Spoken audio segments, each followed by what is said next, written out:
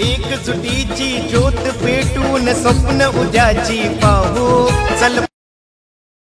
लक्ष्मणजी हाकेसर आणि दुसरे मित्र तेवढेच तोलामोलाचे आणि ओबीसीची न्यायालयीन लढाई सर्वोच्च न्यायालयापर्यंत नेऊन यशस्वी करणारे ॲडव्होकेट मंगेश ससाणे साहेब, संघाचे अध्यक्ष, नवनिर्वाचित अध्यक्ष, परवा 11 तारखेला त्यांची निवड झाली। माणगाव तालुक्याचे आणि रायगड जिल्ह्याचे सुपुत्र माझे मित्र अनिलजी नवघणे साहेब, माजी उपाध्यक्ष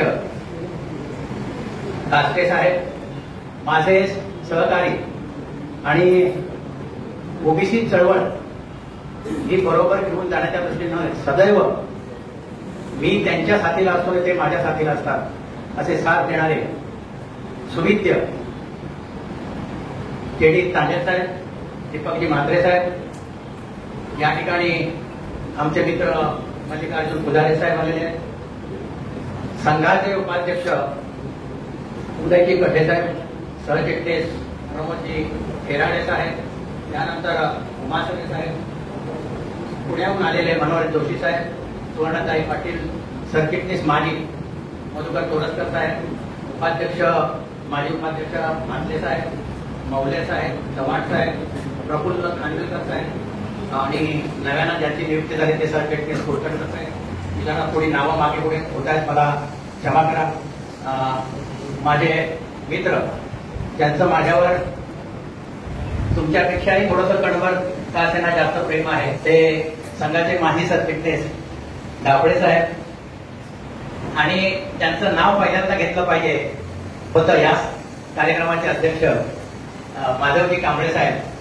त्यांना मी मुद्दाम म्हणून या सगळ्यांच्या नंतर मी त्यांचं हे घेतो आहे, पण त्यांच्या नेतृत्वाखाली हे युवक मंडळ वाढलं, बहरलं। एक विचारांची पक्की बैठक, फुले शाहू आंबेडकर यांच्या विचारांची बैठक त्या ठिकाणी रुजू झाली, त्या ठिकाणी म्हणजे काय म्हणतो ठाम झाली। अशा ज्यांच्या अध्यक्षतेखाली हे युवा मंडळ चालू आहे त्याचे या कार्यक्रमाचे एका जाहीर कार्यक्रमाचे युवक मंडळाच्या कार्यक्रमाचे शेवटचे युवकांपेक्षा त्याचं कारण असं की त्यांच्यावर आता मोठी जबाबदारी आलेली आहे। कुणबी समाजोन्नती संघाचे सहचिटणीस पद त्यांच्याकडे आलेलं आहे आणि त्याच्यामुळे युवकांना त्यांना सोडावंसं वाटत नसलं तरी वयाचा आणि त्यांच्या कर्तृत्वाचा आपण एक आब राखून त्याचं भान ठेवून आपण एक मोठी जबाबदारी त्यांच्याकडे दिलेली आहे। ते आमचे माधवजी कांबळे साहेब आणि ज्यांचं जे निवेदन आहे ते कुठल्याही सांस्कृतिक कार्यक्रमामध्ये असू दे किंवा अशा जाहीर सभांमध्ये असू दे की ते ऐकतच राहावं असं वाटतं। एक भारदस्त आवाज असलेले आणि मोजक्या शब्दामध्ये अतिशय अर्थगर्भ असं निवेदन करणारे आणि आजचे प्रास्ताविक करते आमचे युवराज कांबळे उर्फ संतोष कांबळे, त्यांना आपण युवराज म्हणतो, संतोष कांबळे त्यांचं नाव आहे। या ठिकाणी समोर जे बसलेले आहेत काही या ठिकाणी आमचे ससाणे साहेब असतील, बाकी या ठिकाणी इकडे बारसकर वगैरे कांबळे साहेब वगैरे मंडळी आहेत आणि या सगळ्या या ठिकाणी उपस्थित आहेत। मी सगळ्यात पहिल्यांदा महामानव डॉक्टर बाबासाहेब आंबेडकर, शककर्ते कुळवाडी भूषण छत्रपती शिवाजी महाराज, महात्मा ज्योतिबा फुले, छत्रपती शाहू महाराज, सावित्रीबाई फुले आणि या ठिकाणी समोर दिसणारे सर्व महापुरुष या सर्वांना अभिवादन करताना कुणबी समाजोन्नती संघाचे संस्थापक गुणाजी विठ्ठल माळी साहेब, समाज नेते शामरावजी पेजे साहेब आणि दानशूर नेते वाघेशे या सर्वांना मी या ठिकाणी आदरपूर्वक विनम्रपूर्वक अभिवादन करतो आणि या ठिकाणी मी अगदी माझं प्रास्ताविक आहे ते थोडक्यात या ठिकाणी मी सुरू करतो।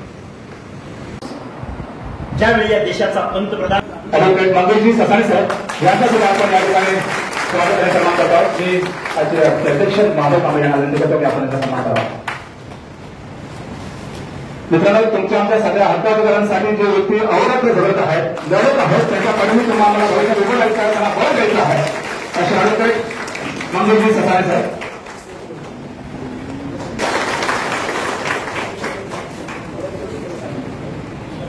त्याचबरोबर या ठिकाणी उपस्थित असलेले खास ओबीसी जन मोर्चाचे उपाध्यक्ष मान्य जे तांबे सर यांना सुद्धा आपण सांगितलं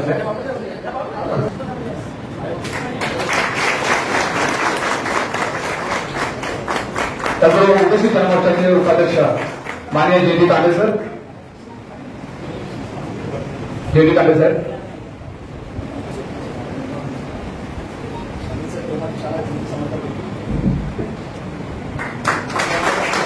त्याचबरोबर मान्य ओबीसी जन मोर्चाचे सहसचिव म्हात्रे सर यांचा सुद्धा आपण सन्मान करतो आहोत.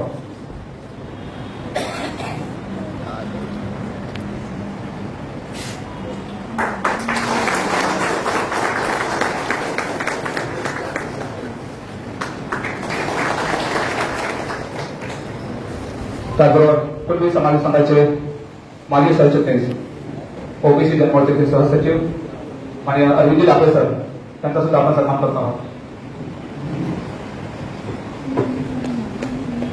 संघाचे माजी उपाध्यक्ष मान्य सदानंदजी काष्टे साहेब यांचा सुद्धा आपण सन्मान करतो आहोत. सदानंद काष्टे साहेब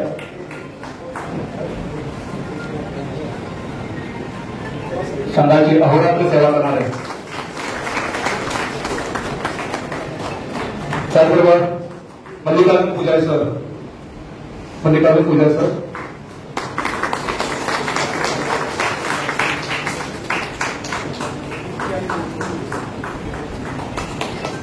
महिला मंडळाच्या अध्यक्षा सुवर्णताई पाटील मॅडम,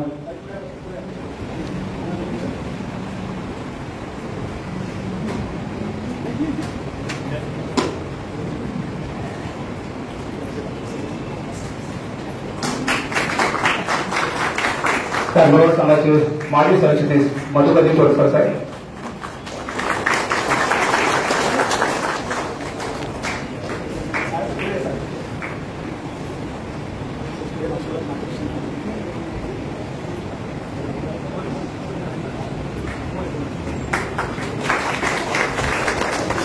कुणबी समाज संघाचे विद्यमान पदाधिकारी अर्थातच विद्यमान उपाध्यक्ष उदयजी कटे साहेब,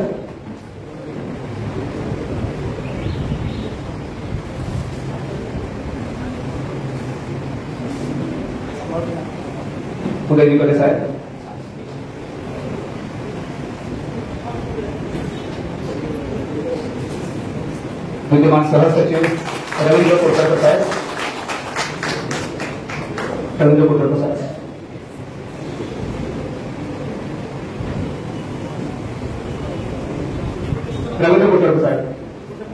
त्याचबरोबर माजी पदाधिकारी अर्थातच आमचे म्हात्रे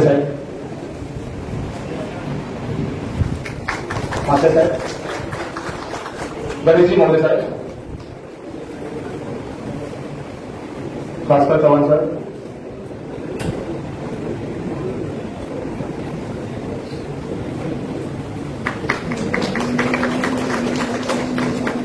गणेशजी मोरे साहेब, भास्कर चव्हाण साहेब,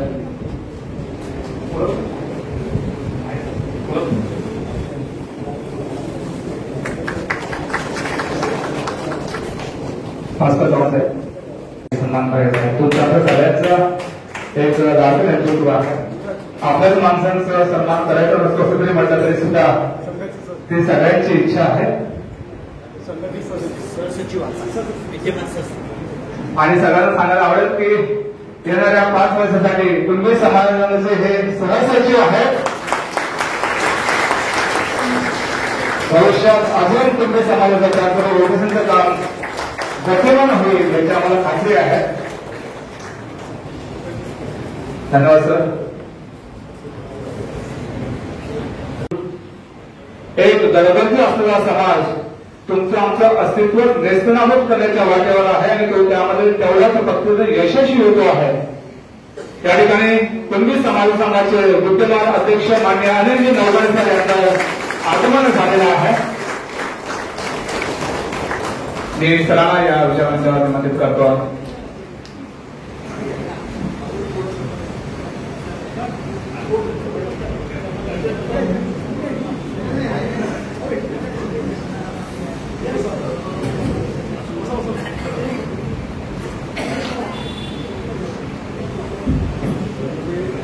मी लगेचच माधव सरांना विनंती करतो की आजच्या कार्यक्रमाला खास उपस्थित असले आमचे नवगणे सर त्यांचं कुटुंबाच्या अध्यक्ष मान्य माधवजी कांबळे सर आणि पदाधिकारी यांना विनंती की आपण त्यांचा सन्मान करावा. अमरजी कांबळे सर, कावळकर सर आणि पदाधिकारी अनिलजी नवगणे साहेब, कुणबी समाज संघाचे विद्यमान अध्यक्ष, एक शैक्षिक आणि जिगरबाज नेतृत्व,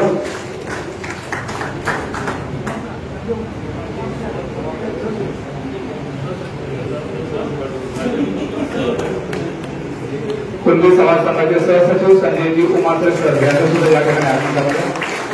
मी त्यांना सुद्धा या विषयावर लवकर येण्याची विनंती करतो.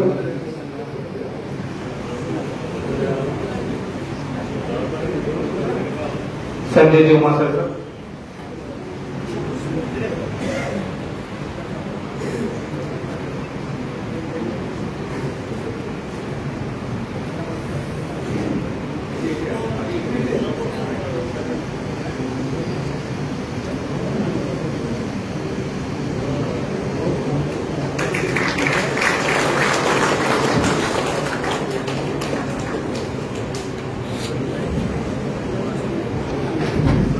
मी सुरुवातीलाच म्हटल्याप्रमाणे मन, मस्तक आणि मेंदू अधिक सक्षम करण्याची ही खरी वेळ आहे आणि त्याच उद्देशाने या कार्यक्रमाचं आयोजन करण्यात आलेलं आहे. आणि म्हणूनच या कार्यक्रमाची का गरज आहे, हा संघर्ष नक्की कशासाठी आहे यावर प्रास्ताविक भाष्य करण्यासाठी मी ओबीसी जनमोर्चाचे कार्याध्यक्ष आणि त्याचबरोबर ज्यांनी आम्हाला उभं केलेलं आहे आमचे प्रमुख मार्गदर्शक कुणबी समाज संघाचे ओबीसी जनमोर्चा आमचे बाळकर सर यांना विनंती करतो की आपण आपल्याशी मुंबई या संदर्भात मोठ्या प्रकारचा कार्यक्रमाचा प्रशिक्षण नायगाव दादर येथे आयोजित करण्यात आलं.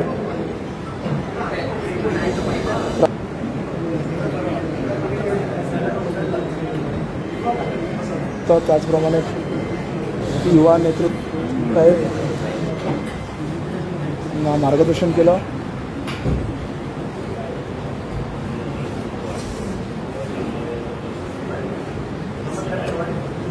प्रबोधजी खेळणार हे संघाचे त्याचप्रमाणे संघाचे कुणबी समाज उन्नती संघ मुंबई संलग्न कुणबी युवा मंडळ आणि ओबीसी जनमोर्चा महाराष्ट्र राज्य यांच्या संयुक्त विद्यमाने या ठिकाणी ओबीसी आरक्षण आणि सद्यस्थिती या संदर्भामध्ये या ठिकाणी विचार प्रबोधन होणार आहे. आणि या ज्यावेळी या देशाचा पंतप्रधान झाला 1992, 93, 94 ते पण सहजासहजी मिळालं नाही. तेही पुन्हा चॅलेंज झालं. ते चॅलेंज धन्यवाद सर. आपण सविस्तर प्रास्ताविकच्या माध्यमातून संवाद साधलेला आहे. वेळ आणि असलेली या सभागाची वेळ त्याच्यामुळे काही गोष्टींवर आपण थोडंसं वेळेची बंधनं आणतो आहोत आणि म्हणून अवांतर बाकी सविस्तर बोला देतात. एक संवाद म्हणून ओबीसी जनमोर्चाचे उपाध्यक्ष कांबळे साहेब यांनी 2 मिनिटं फक्त आपले संवाद साधावा.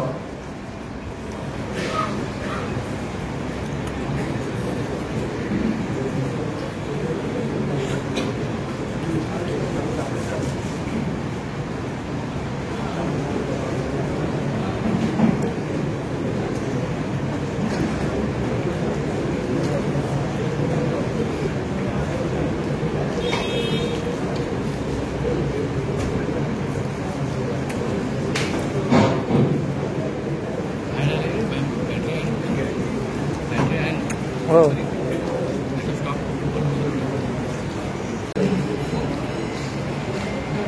मानसा येथे मी तुझे गीत गावे, मानसा येथे मी तुझे गीत गावे, असे गीत गावे की तुझे हित व्हावे. तुझ्याच भुकेचे कोरे उलगडावे, तुझ्याच भुकेचे कोरे उलगडावे, तुझे दुःख सारे गळून पडावे. एकानं हसावे, लाखाने रडावे, त्या ठिकाणी प्राध्यापक कागदसर यांचा आगमन झाला होता. जोरदार टाळ्या आपण त्यांचं स्वागत करूया. ओबीसी समाजाचा एक चेहरा संघर्ष होतो. माननीय प्राध्यापक लक्ष्मणजी हाके सर आजचे प्रमुख वक्ते या ठिकाणी यांचं आगमन झालेलं आहे.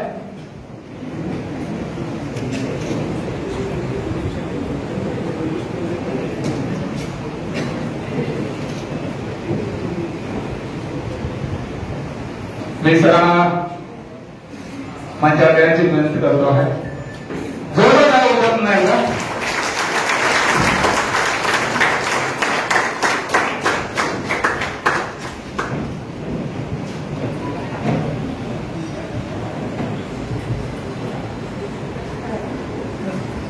करतात 15 वर्ष स्वतंत्र दिन.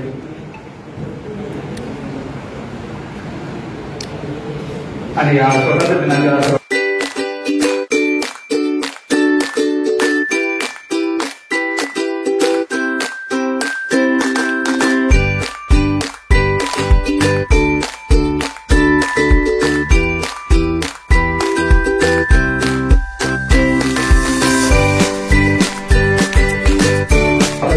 विश्व उभं केलं. आणि तुम्हाला सांगायला आवडेल की पुण्यातल्या फर्ग्युसन कॉलेजमधून त्याने आपलं महाविद्यालयीन शिक्षण पूर्ण केलं. तिथे प्राध्यापकी सुरू केली आणि ओबीसी चळवळीला अधिक गतिमान करण्यासाठी त्याने आपलं पुढचं आयुष्य पणाला लावलं. पुण्यातल्या एका ओबीसी मोर्चामध्ये चक्क पोट राजाच्या वेशात त्याने आपलं अस्तित्व आणि ओबीसीचं नेतृत्व केलं. आणि काहीच दिवसांपूर्वी त्याने आमरण उपोषण करून ओबीसीवरचा आलेलं हे संकट थोपवण्यामध्ये प्रामाणिक प्रयत्न केलेला आहे. त्याला पुरेपूर यश सुद्धा आलेलं आहे. आणि आज तेच व्यक्ती तुमचं आमच्या सगळ्यांचं नेतृत्व करत आहे. असे तुमच्या आमच्या सगळ्यांचे लाडके नेतृत्व आजचे प्रमुख वक्ते माननीय प्राध्यापक लक्ष्मणजी हाके सर यांचा आपण सुरुवातीला स्वागत करत आहोत. मी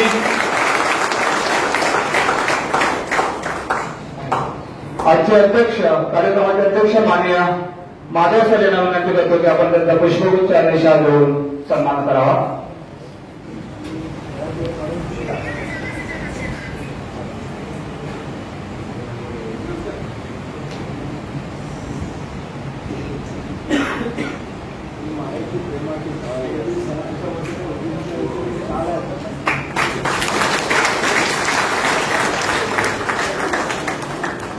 आणि खास सरांसाठी बनवलेलं आहे सन्मानपत्र आपण त्यांना प्रदान करतो आहोत. ओबीसी चळवळीचे गाडे अभ्यासक प्राध्यापक लक्ष्मणजी हाके सर. आता जोरदार टाळ्या अजून व्हायला पाहिजे.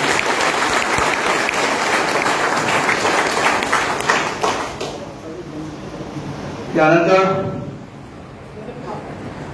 2015 पासून आपण त्यांना सतत बघतो आहोत. ओबीसी संघर्ष समन्वय समितीच्या माध्यमातून हा चेहरा तुमच्या आमच्या कुणबी समाजा समोर उभा असलेला आहे. अत्यंत कायदेपणे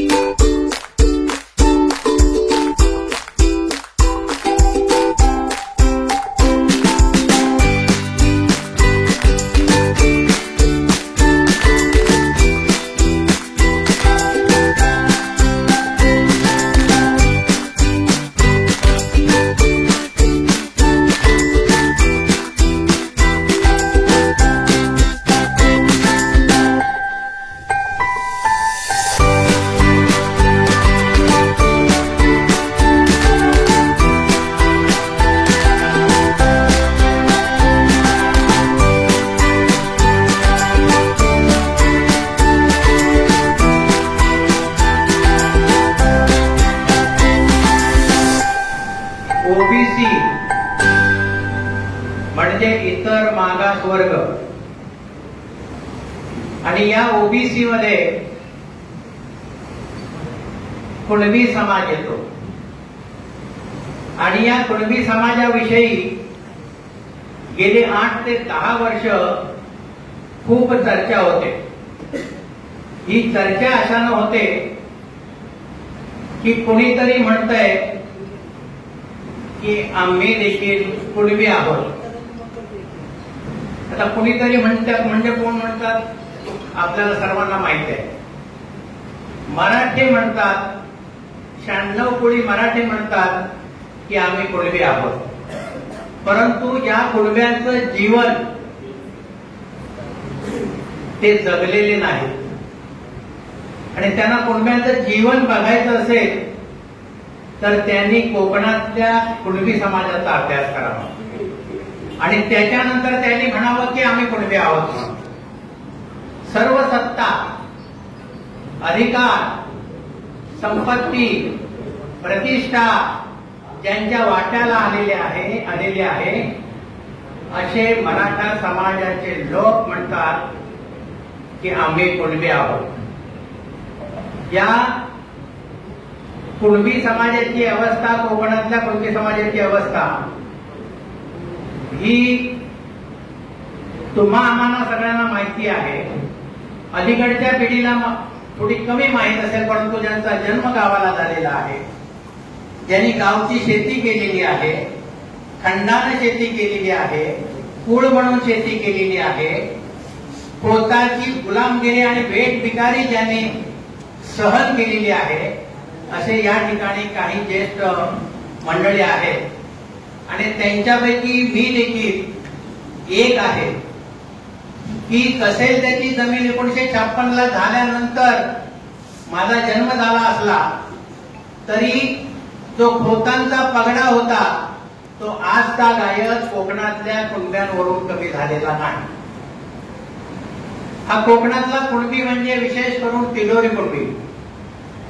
मी याच्यासाठी बोलतोय तिलोरी कुणबीच्या संदर्भामध्ये की आरक्षण म्हणजे काय, ते आरक्षण कशासाठी खातात हे ज्या ओबीसी प्रवर्गातल्या त्यावेळच्या आणि आजच्या तिलोरी कुणबी समाजाला माहीत नव्हतं. त्यावेळेला त्यांना 1940 ला त्यांना आरक्षण मिळालं होतं. परंतु 1940 ला आरक्षण मिळालं होतं माझ्या रत्नागिरी जिल्ह्यामध्ये. म्हणजे रत्नागिरी आणि आता सिंधुदुर्ग असा मिळून एकूण त्यावेळेला शाळा किती होत्या? फक्त 9 शाळा होत्या. 9 शाळा होत्या त्या जेमतेम तालुक्यावर असायच्या आणि तालुक्यावर कुणबी समाजाचा एखादा विद्यार्थी जाणं हे पूर्णतः दुरापास्त होतं. रस्ते जे होते ते सडक होत्या, सडक मातीचे रस्ते होते, गाडी घोडा नाही आणि तालुक्यापर्यंत जाण्याची ऐपत नाही आणि शेतीची कामं असल्यानंतर त्यांना दुसरा कुठलाही विचार येत नव्हता पालकांना. अशा वेळेला त्यांना आरक्षण मिळालं होतं, परंतु ते त्यावेळेला त्यांना घेता आलेलं नाही. ते जे कुणबी आहेत ते खरेखुरे कुणबी आहेत. ते जे कुणबी आहेत ते खरे.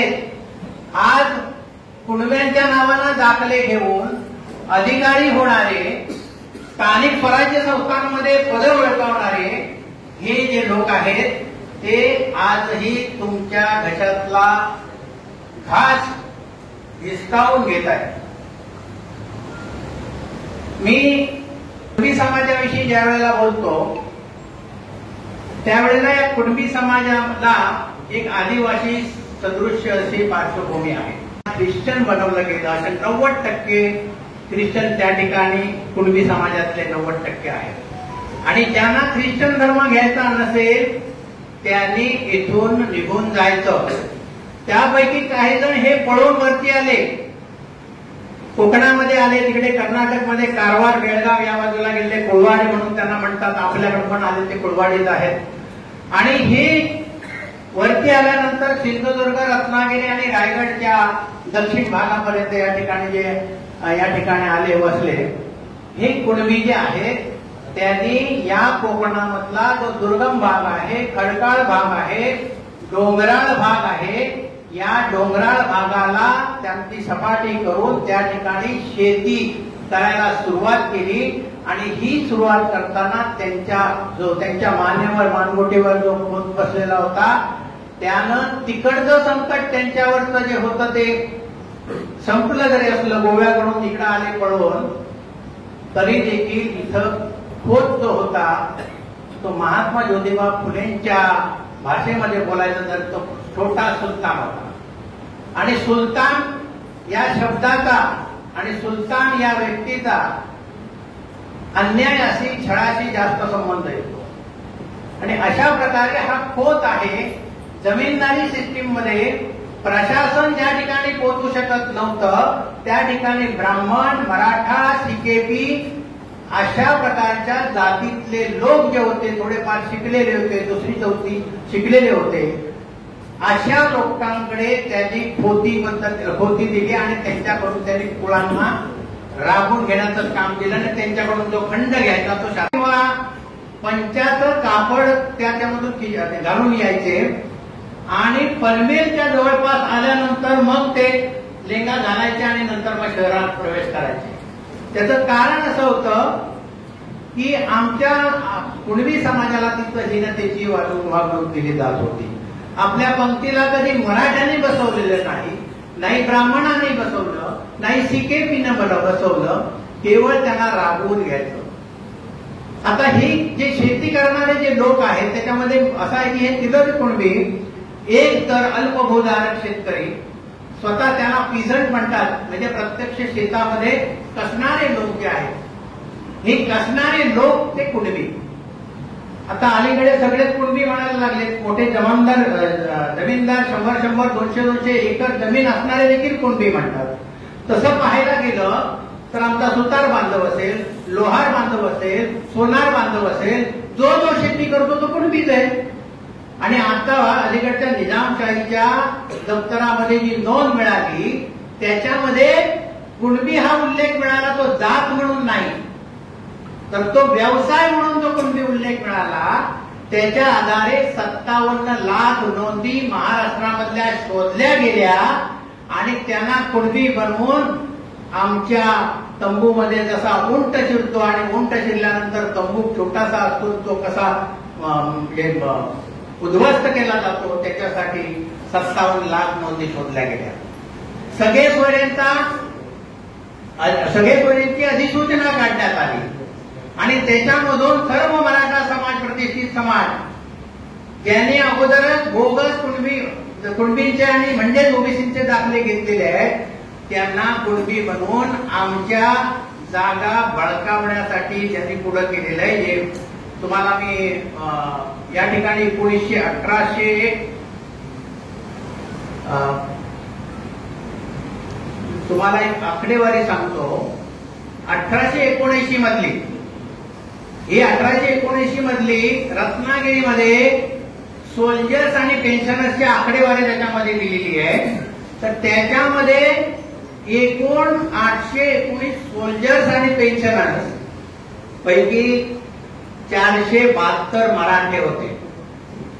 कोकणामध्ये मराठ्यांची लोकसंख्या किती आहे? जेमतेम तुम्हाला 10% वरती दिसणार नाही. तरी देखील त्यांनी निम्म्यापेक्षा जास्त जागा त्याच्यामधल्या बळकावलेल्या आहेत. बाकीच्या जागा ब्राह्मणांनी बळकावलेल्या आहेत. ब्राह्मण हे त्यावेळेला सोल्जर्समध्ये वगैरे खूप कमी होते तरी देखील. आणि बाकीच्या उरलेल्या जागा ह्या कुणबीपासून केली, तांबोळी, काय, सुतार, लोहार, तांबार यांच्यामध्ये या झालेल्या होत्या. हे सगळे जे होते ते सुभेदार, जमादार, हवालदार आणि नायक होते. खासगी कंपन्यांमध्ये देखील जे काही सुरक्षा अधिकारी होते आणि त्या ठिकाणी सगळी त्या कंपन्यांची जबाबदारी सांभाळत होते.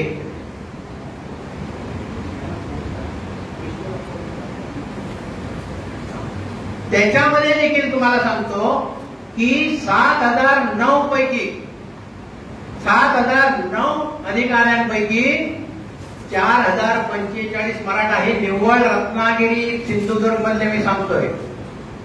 त्यांची लोकसंख्या विचारात घेता 4045 म्हणजे 7009 म्हणजे निम्म्यापेक्षा जास्त आहे. आणि त्या ठिकाणी इतर जे आहेत कुणबी त्या ठिकाणी फक्त 773 आहेत आणि इतर.